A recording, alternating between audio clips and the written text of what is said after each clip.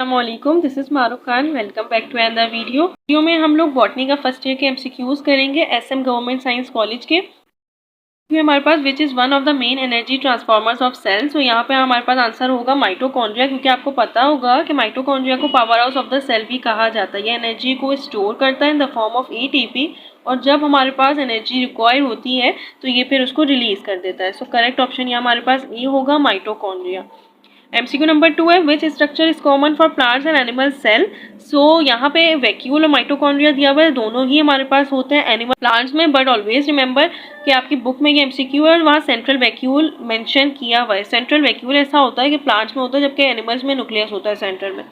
तो हमारे पास क्या होगा कि वैक्यूल हमारे पास कॉमन नहीं है, माइटोकॉन्ड्रिया इन दोनों में कॉमन होता है। मिल जाता सेंट्रल वैक्यूल होता तो ज़्यादा हमें श्योर हो जाते हैं हम लोग, लेकिन यहाँ पे हमारे पास सेंट्रल नहीं दिया हुआ, बट फिर भी माइटोकॉन्ड्रिया करेक्ट ऑप्शन है, दोनों में कॉमन होता है।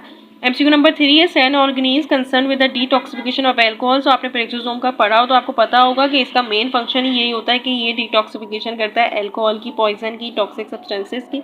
सो करेक्ट ऑप्शन यहाँ हमारे पास बी होगा। एमसीक्यू नंबर 4 है the capacity of a living system to lose water is. So living system की के लूज करे वो वाटर को, वो कैपेसिटी होती है water potential. So correct option यहाँ हमारे पास बी होगा। एमसीक्यू नंबर 5 है the plants growing in salt marshes due to sea are known as. So हमारे पास हेलोफाइट्स एक ऐसा होता है जो ग्रो होता है सॉल्ट मार्शेस में। आपको पता होगा कि हाइड्रोफाइट्स वाटर में होता है, जीरोफाइट्स ड्राई हिल्स होती हैं जो स्टेप हिल्स होती हैं, और मेसोफाइट्स हमारे पास होता है जो मॉडरेट टेम्परेचर होता है। सो करेक्ट ऑप्शन यहाँ हमारे पास हेलोफाइट्स होगा। एमसीक्यू नंबर 6 है double fertilization is the characteristic feature of. So correct option हमेशा एंगोइस्पर्म होगा। डबल फर्टिलाइजेशन सिर्फ और सिर्फ करेक्टरिस्टिक फीचर है हमारे पास एंगोइस्पर्म की। So correct option is B. MCQ number 7 from where plants primary obtain essential nutrients. So essential nutrients में मोस्टली हमारे पास सॉइल से एब्जॉर्ब की जाती हैं। सो करेक्ट ऑप्शन ये हमारे पास सी होगा, सॉइल। एमसीक्यू नंबर 8 है the most primitive living vascular plant is. So यहाँ पे हमारे पास साइलोप्सिडा होगा। आपके पास बुक में मेंशन है कि psilopsida is the most primitive living vascular plant. So correct option यहाँ हमारे पास बी होगा। नंबर 9 है chlorophyll is organised along with other molecules into photosystem which has light gathering. So always remember antenna complex एक ऐसा होता है जिसमें फोटो सिस्टम में जिसमें लाइट गैदर्ड होती है। लाइक क्या होता है एंटीना कॉम्प्लेक्स में हमारे पास सारे क्लोरोफिल होता है, बी सी ए सारे गैदर्ड हो जाते हैं। सो हमारे पास को हम कहते हैं जहाँ पे लाइट गैदरिंग होती है वो एंटीना कॉम्प्लेक्स होता है। Aedes mosquito is the vector of. So ये आपके पास वायरस चैप्टर है, उसमें आपके पास बताया हुआ है कि एड्स मॉस्किटो वेक्टर होता है डेंगू वायरस का। सो करेक्ट ऑप्शन यहाँ सी होगा।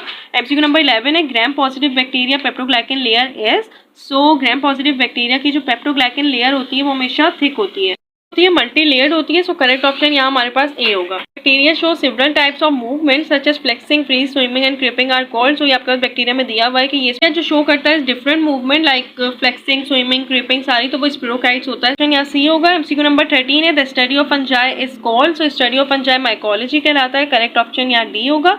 MCQ number 14 is caused by the bacteria. So cholera cause होता है हमेशा विब्रियो कोलीरम से। सो करेक्ट ऑप्शन यहाँ हमारे पास डी। आपके पास बैक्टीरिया है ना, उसमें पूरा एक चार्ट दिया हुआ है कि कौन सी चीज कॉज होती है कौन से बैक्टीरिया से। सो हमारे पास क्या होगा कि उसमें बताया हुआ है कि कोलीरा हमेशा विब्रियो से कॉज होता है। हमारे पास एमसीक्यू नंबर 15 है सेलेक्ट द करेक्ट स्टेटमेंट। हमें इसमें करेक्ट स्टेटमेंट बतानी है कि कौन सा करेक्ट है। तो हमारे पास क्या है कि यहाँ पे दिया हुआ है PS1 and ATP synthase complexes are located in the appressed part of the thylakoid, and PS1 and ADP reductase are located in the appressed part of the thylakoid membrane, and appressed part contains ADP reductase and ATP reductase, और non apprised part non stack जिसको हम कहते हैं having PS1। सो correct option हमारे पास हमेशा D होगा। Non apprised और non stack part जो होता है उसमें हमारे पास PS1 होता है। हम बात करें अप्रेस्ड पार्ट की तो उसमें हमारे पास क्या होता है कि NADP होता है। ऑप्शन डी सही हो सकता था क्योंकि अप्रेस्ड पार्ट के पास NADP होता है, रिडक्टेज होता है, बट ATP सिंथेसिस नहीं होता। ATP सिंथेसिस हमेशा PS1 में होता है। सो अप्रेस्ड पार्ट PS1 में होता है। सो हमारे पास ये ऑप्शन डी करेक्ट नहीं होगा। हाँ डी है, non apprised part non stack having PS1 और ATP सिंथेसिस भी होता है। एमसीक्यू नंबर 17 है the amoeboid stage of slime mould is. So हमारे पास जो स्लाइम मोल्ड की जो एम्बियोइड स्टेज होती है मोडियम होती है। सो करेक्ट ऑप्शन यहाँ हमारे पास ए होगा। एमसीक्यू नंबर 7 है हेपाटिके एंड एंथ्रोसेरेटे मोस are the class of. So ये हमेशा बैरियोफाइट्स की क्लास होती है। सो करेक्ट ऑप्शन यहाँ हमारे पास डी होगा। एमसीक्यू नंबर 18 है the movement of H+ through ATPase complex due to concentration gradient is called. So always remember ये हमारे पास केमियोस्मोसिस है जिसको हम केमियोस्मोटिक भी कहते हैं, ATP सिंथेसिस भी कहते हैं। क्यों? क्योंकि हमारे पास केमिकल और ऑस्मोटिक इवेंट ज्वाइन होते हैं to permit ATP synthesis. Option is B chemiosmosis. So that's it. अल्लाह हाफिज।